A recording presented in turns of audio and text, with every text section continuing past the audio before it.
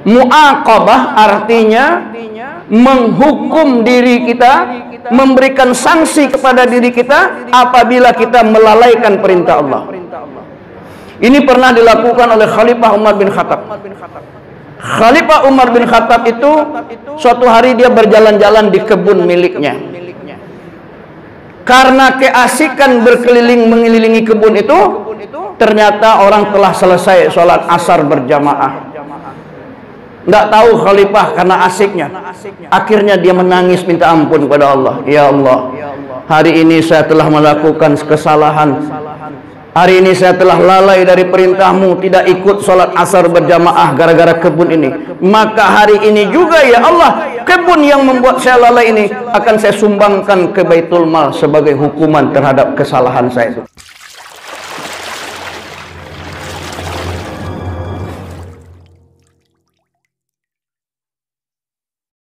Bismillahirrahmanirrahim. Assalamualaikum warahmatullahi wabarakatuh.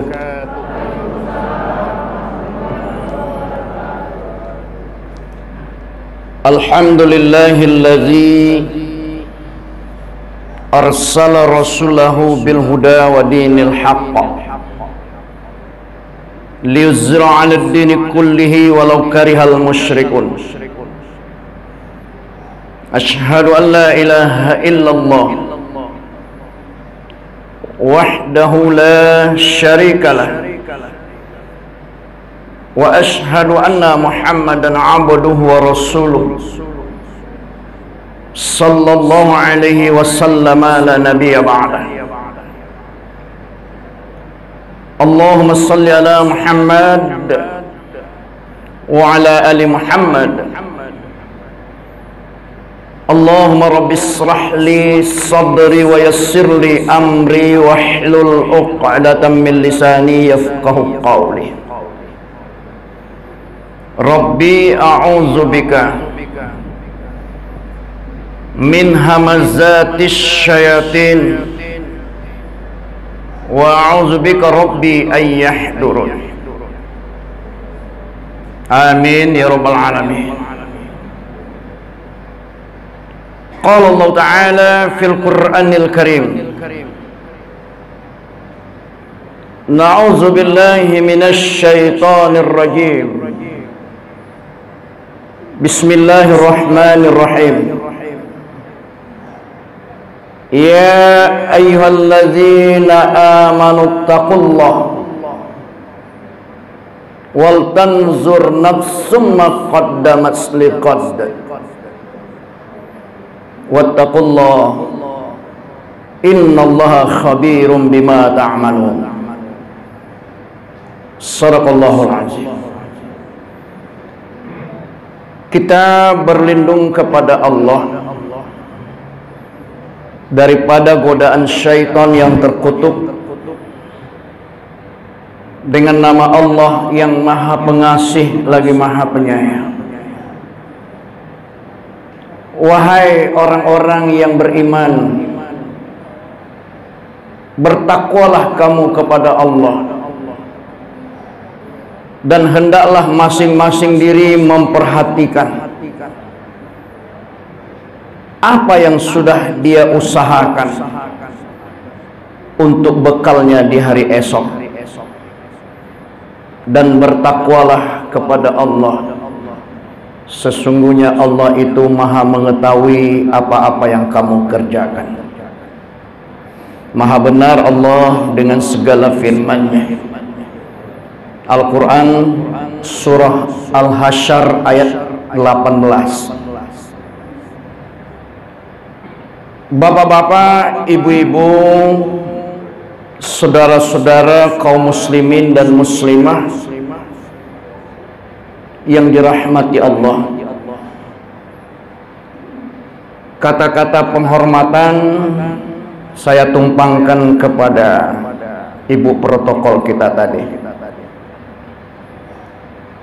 Sejenak mari kita menyampaikan puji dan syukur kehadirat Allah Subhanahu wa ta'ala, karena pagi hari ini Allah masih berkenan untuk melimpahkan rahmat dan nikmatnya kepada kita,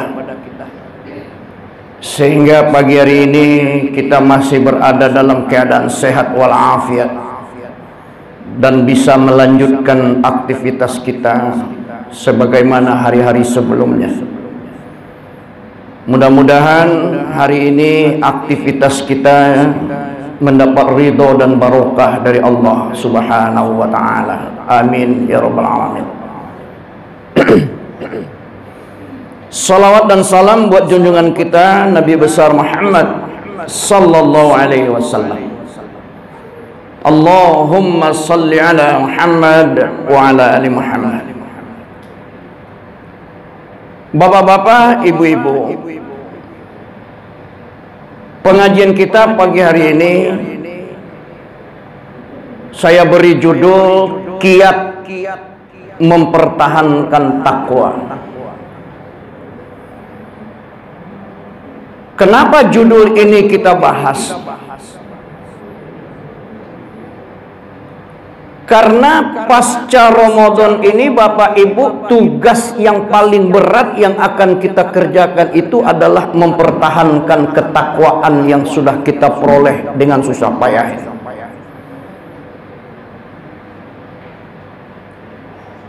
Di bulan Ramadan yang lalu kita berjuang siang dan malam untuk memperoleh gelar takwa.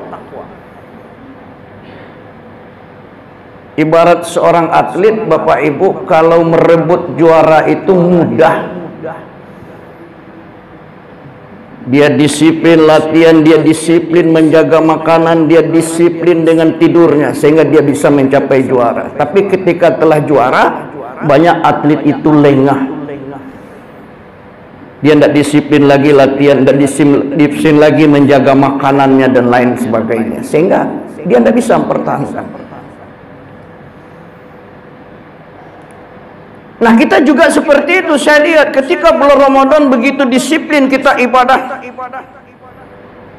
tanpa kenal lelah kita ibadah selama bulan Ramadan itu. Siang hari kita berpuasa menahan lapar dan haus semenjak terbit fajar hingga terbenam matahari. Bukan karena tidak ada yang dimakan dan hendak diminum, banyak. Tapi semata-mata kata kita ingin bertakwa kepada Allah. Malamnya tanpa kenal lelah kita datang ke masjid, ke surau, ke musola untuk qiyamul lail. Kita sholat tarawih, kita witir, kita mendengarkan santapan rohani yang diberikan oleh para ustadz kita. Walaupun terkantuk-kantuk, tapi kita tetap semangat. Kenapa? Karena kata ingin bertakwa kepada Allah. Selama bulan Ramadan, salat berjamaah kita selalu dikerjakan di masjid tepat waktu lagi, Pak. Salat 5 waktu kita. Belum masuk waktu azan, belum azan dikumandangkan, kita sudah datang ke masjid. Begitu semangatnya kita ingin mengabdi kepada Allah. Kita isi waktu kita dengan berzikir dan berdoa menunggu azan dikumandangkan. Hebat kita Bapak Ibu. Pertanyaannya sesudah Ramadan ini, kenapa kita menjadi tidak semangat lagi ibadah? Apa buktinya tidak semangat? Masjid-masjid, musola, surau hari ini Pak Bu kosong dari jamaah. Padahal di bulan Ramadan begitu ramainya. Ya Bu, di bulan Ramadan pengurus masjid di Padang Koba pikir ba'am supaya mempelapangkan masjid, mempegadang masjid. Karena sudah sempit, banyak jamaah. Kini berpikir lo balik pengurus ba'am menyampikan masjid. Inilah penyakit kita bertahun-tahun, Pak. Padahal kalau dipikir-pikir harusnya kita sesudah Ramadan ini tambah kuat ibadah. Kenapa? Waktu lapar saja kita kuat, waktu haus saja kita kuat. Sekarang perut kita sudah kenyang, gizi kita sudah teratur, tidur kita sudah nyenyak. Kenapa kita lemah ibadah ketika kita sudah kuat? Nah, kenapa? Itu karena ketakwaan kita selesai pasca Ramadan ini. Itu yang pertama. Yang kedua, kenapa takwa itu mesti dipertahankan? Karena takwa itu merupakan kunci untuk masuk surga, Bapak. Wassari'u ila maghfiratin min rabbikum wa jannatin 'arduhas samawati wal ardh u'iddat lil muttaqin. Dan bersegeralah kamu kepada ampunan dari Tuhanmu dan kepada surga yang luasnya seluas langit dan bumi, yang disediakan hanya untuk orang-orang yang bertakwa. Surga Allah itu disediakan hanya untuk orang-orang yang bertakwa. Orang yang bertakwa tidak akan masuk surga. Oleh karena itu, mari kita pertahankan, Pak. Jangan kita rusak. Kata Allah dalam surah An-Nahl ayat 92, wala takunu kallatina qadat ghaslaha min ba'di quwwatin ankasa. Janganlah kamu seperti seorang perempuan yang memintal benang yang sudah baik dan kuat, lalu dia urai-uraikan kembali menjadi cerai-berai. Kita 1 bulan kemarin diibaratkan oleh Allah seperti perempuan yang sedang merajut benang, Pak. Kalau dulu namanya merendo. Orang gaya-gaya dulu merendo, duduk di janjang rumah, sudah jual di meja, dia nyuci. Siang malam merendah benang, kadang-kadang matanya mengantuk, kadang-kadang matanya berair. Selesai rendaan itu atau rajutan itu dengan baik dan kuat, lalu dibuka-buka lagi benangnya, diurai-uraikan kembali. Itu kerajuan Bapak Ibu. Itu kerja yang sia-sia, membuang-buang waktu, membuang tenaga, membuang biaya. Jangan kamu seperti itu, kata Allah. Nah, lalu bagaimana kiat kita mempertahankan ketakwaan yang sudah susah payah kita peroleh? Setidak-tidaknya ada 5 hal yang harus kita lakukan seusai Ramadan ini. Yang pertama yang harus kita lakukan adalah mu'ahadah. Apa itu mu'ahadah? Mu'ahadah itu artinya mengingat-ingat janji kita kepada Allah kembali. Ada yang bertanya, pernahkah kita ini berjanji kepada Allah? Pernah. Ketika kita masih di alam roh, kita sudah janji kepada Allah. Silakan baca surat Al-A'raf ayat 172, Pak. Bu. Wa iza akhadha rabbuka min bani Adam min zuhurihim dzurriyyatahum wa ashhadahum ala anfusihim alastu bi rabbikum qalu bala syahidna. Dan ingatlah ketika Tuhanmu mengeluarkan keturunan Adam dari sulbi mereka, dan Allah mengambil kesaksian terhadap jiwa mereka, seraya berkata, bukankah aku ini Tuhanmu? Lalu mereka menjawab, betul ya Allah, Engkau Tuhan kami. Kami menjadi saksi.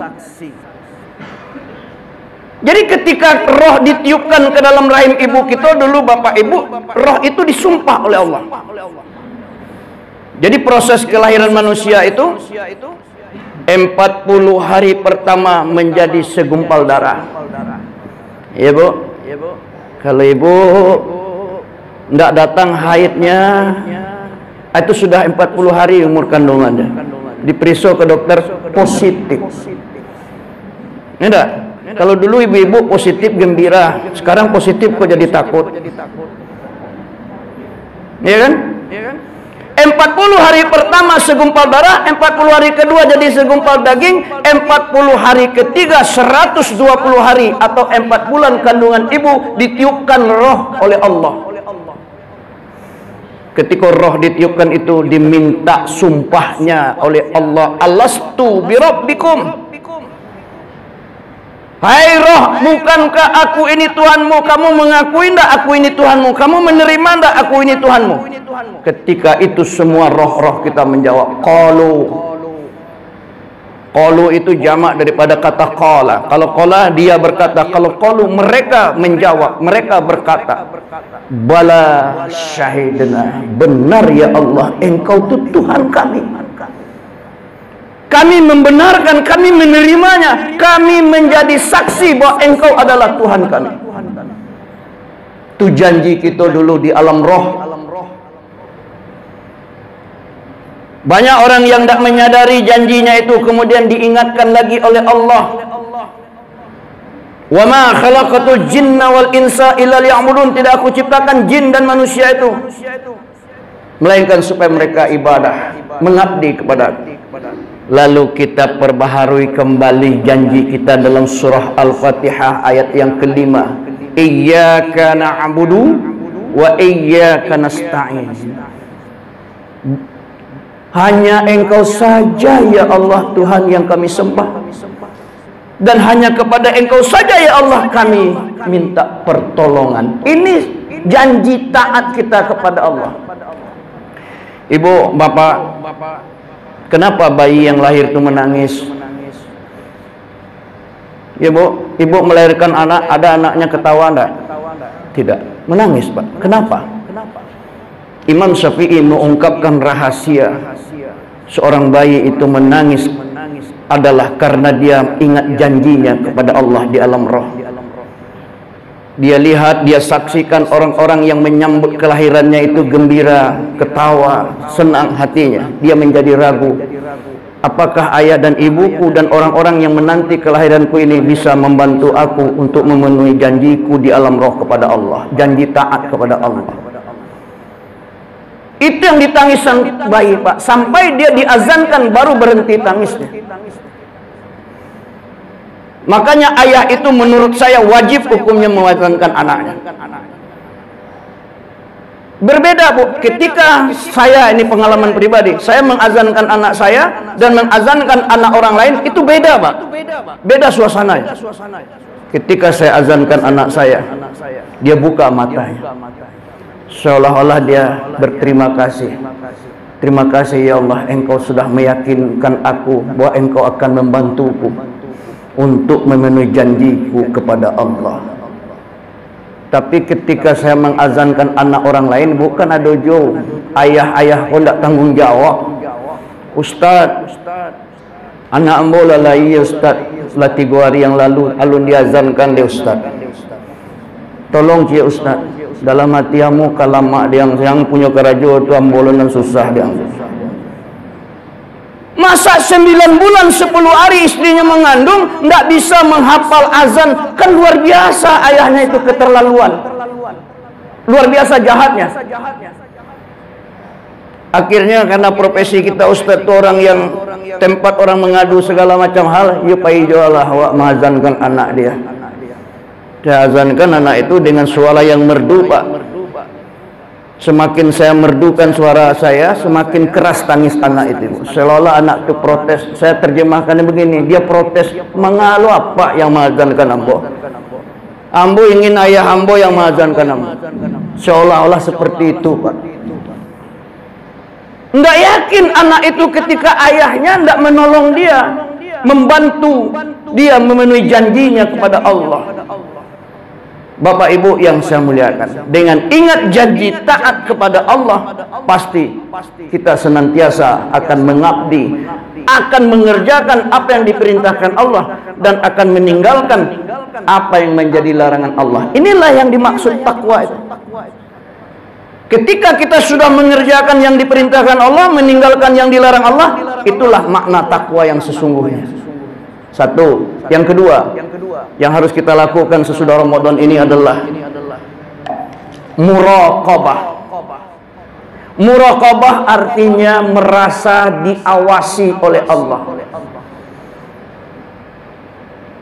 Innallaha khabirum bima ta'malun. Sesungguhnya Allah itu maha mengetahui apa-apa yang kamu kerjakan. Jadi kita ini diketahui perbuatan kita oleh Allah. Kita diawasi. La ta'khudhuhu sinatun wala naum. Allah itu tidak tidur.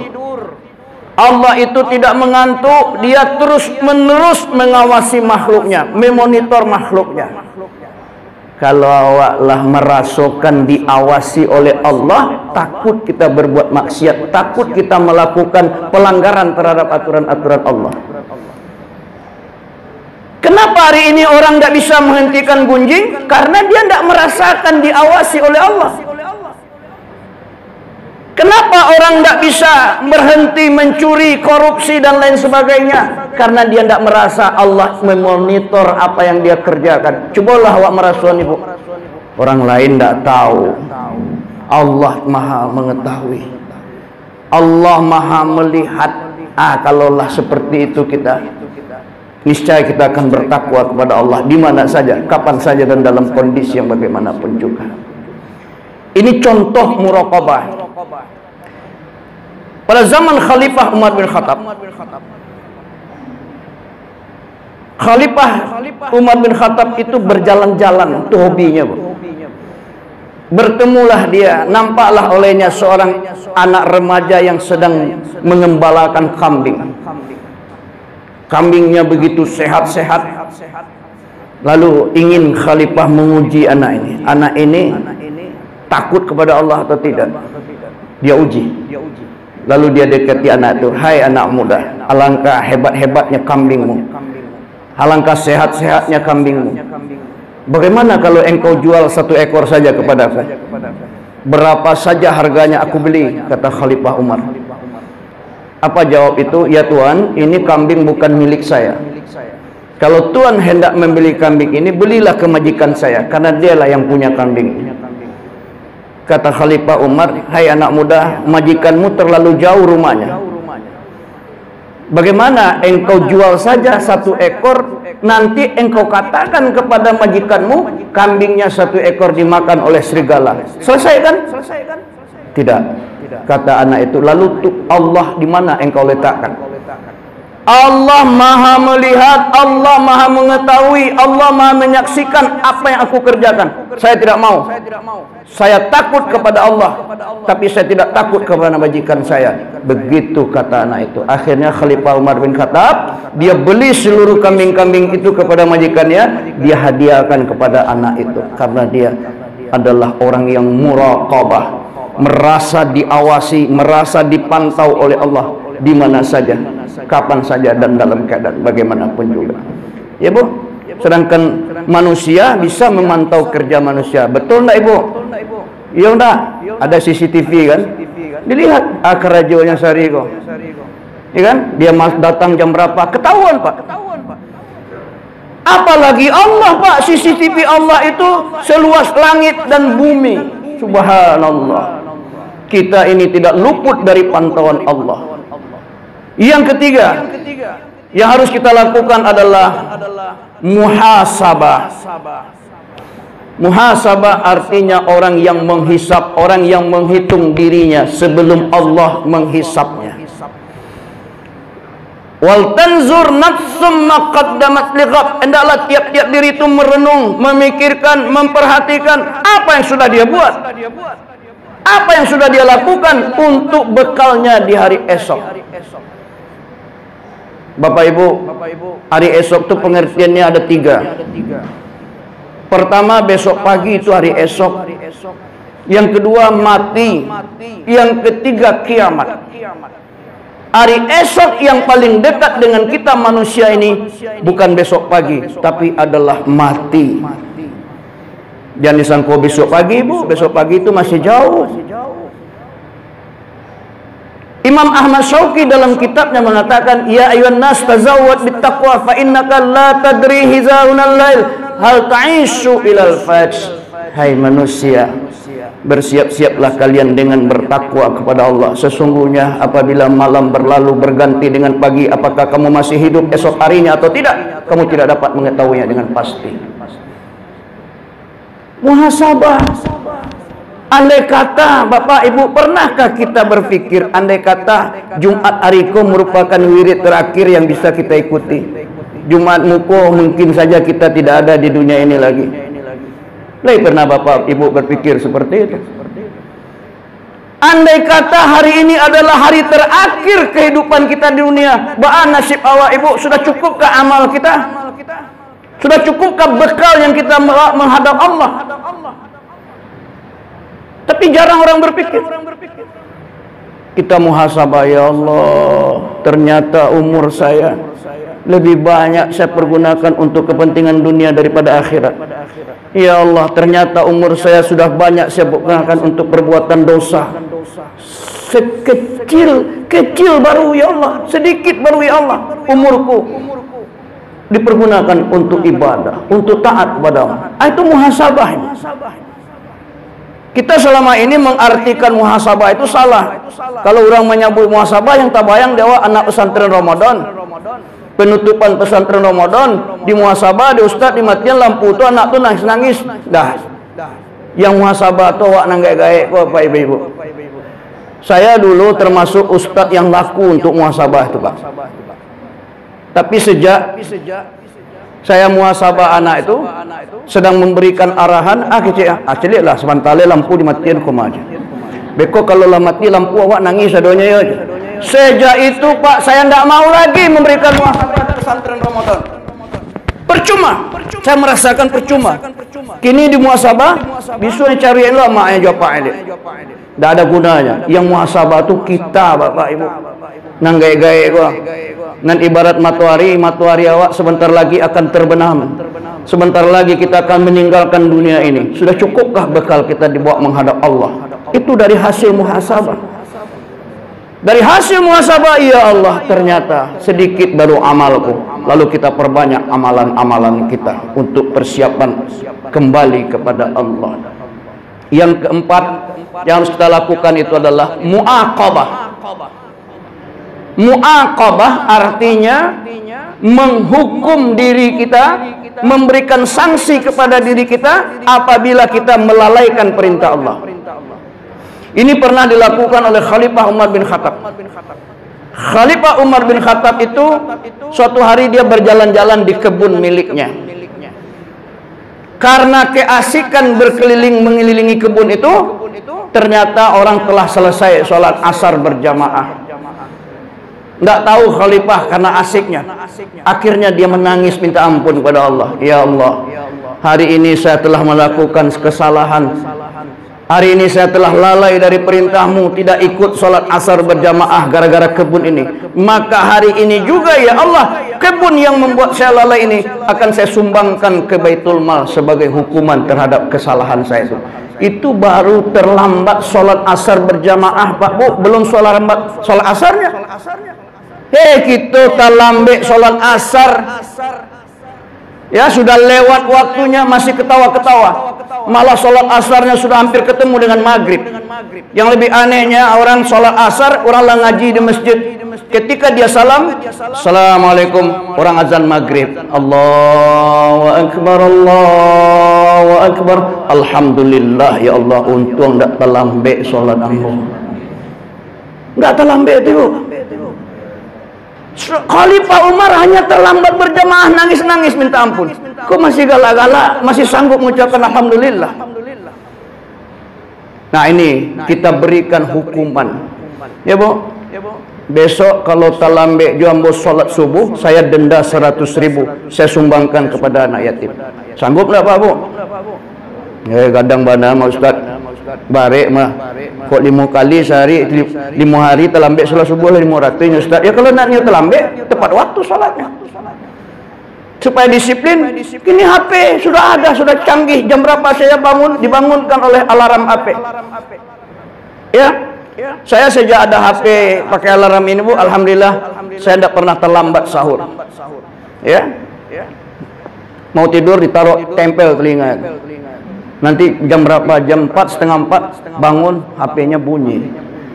Itu kalau mau Pak, ini sholat subuh sengaja terlambatkan. Kadanglah jago awak, biarlah bekolah, santai lah, orang baru azan alun qamat lah. Nah, akhirnya lewat, sholat subuh lewat. Yang terakhir yang harus kita lakukan pasca Ramadan untuk mempertahankan takwa itu adalah mujahadah. Mujahadah artinya bersungguh-sungguh dalam bertuhan kepada Allah. Istiqamah. teguh pendirian, konsisten dalam bertuhan pada Allah. Di mana saja, kapan saja, tetap Allah jadi Tuhan kita. Kalaulah itu lakukan, kita niscaya akan bertakwa kepada Allah. Ittaqillah haitsuma kunta. Bertakwalah kepada Allah di mana saja, kapan saja, dan dalam kondisi yang bagaimanapun juga. Inilah Bapak Ibu yang dapat saya sampaikan sebagai kesimpulan. Ada 5 hal, 5M yang harus kita lakukan seusai Ramadan ini untuk mempertahankan takwa kita. Yang pertama, yang pertama, muahadah, ingat janji taat kita kepada Allah di alam roh dulu. Yang kedua, muraqabah, merasa diawasi oleh Allah. Yang ketiga, muhasabah, menghisap diri kita, menghitung diri kita, bagaimana nanti amalan-amalan kita, persiapan kita untuk kembali kepada Allah. Yang keempat, muaqabah, memberikan hukuman atau sanksi apabila melalaikan perintah Allah.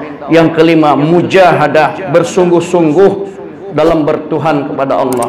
Inilah Bapak Ibu, mohon maaf atas segala kekurangan. Terima kasih atas perhatiannya. Billahi taufik wal hidayah. Assalamualaikum warahmatullahi wabarakatuh.